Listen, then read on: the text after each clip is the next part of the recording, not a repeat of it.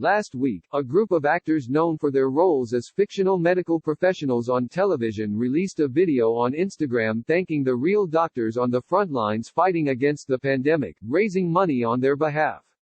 Olivia Wilde of House, Scrubs stars Zach Braff and Donald Faisona, Nurse Jackie's Edie Falco, Juliana Margulies and Maura Tierney of and others, came together to share a message of support for doctors and nurses, and joked in a way best summed up by Neil Patrick Harris, "I'm not a doctor, but I was paid to be one on TV."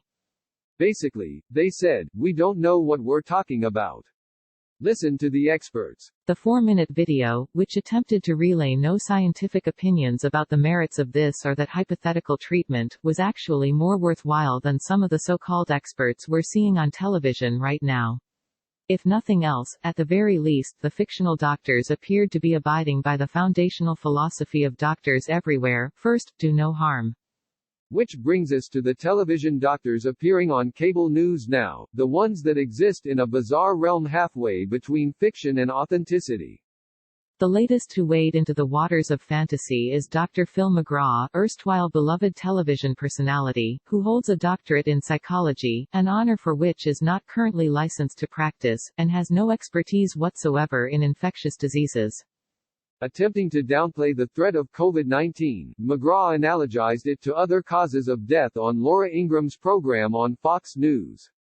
45,000 people a year die from automobile accidents, 480,000 from cigarettes, 360,000 a year from swimming pools, but we don't shut the country down for that, he said, overstating that last statistic by a factor of 10.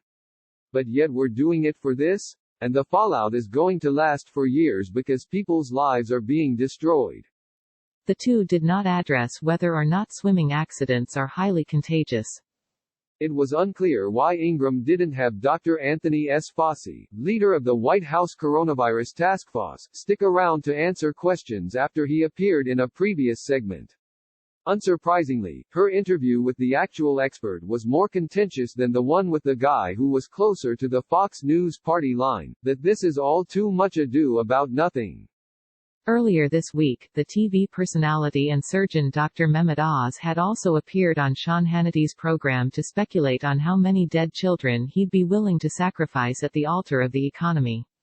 Let's start with things that are really critical to the nation, where we think we might be able to open without getting into a lot of trouble, Oz told Hannity. I tell you, schools are a very appetizing opportunity. I just saw a nice piece in The Lancet arguing that the opening of schools may only cost us 2 to 3% in terms of total mortality. And, you know, that's, any life is a life lost, but to get every child back into a school where they're safely being educated, being fed and making the most out of their lives with a theoretical risk in the backside, it might be a trade-off some folks would consider. He has since said that he had misspoke. Oz, who like McGraw is a former Oprah Winfrey protege, has also been featured heavily on NBC's coverage of the pandemic. And while his scientific expertise may be stronger than McGraw's, he's come under no shortage of criticism from colleagues over the years for favoring questionably scientific cures and products. Other doctors favored by Fox News and President Trump have spread a lot of questionable information as well, including Dr. Mark Siegel.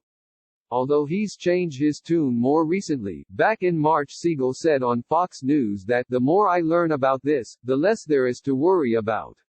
Dr. Drew Pinksy, another celebrity doctor, also apologized after a compilation of statements he made in the run-up to the coronavirus were compiled on social media.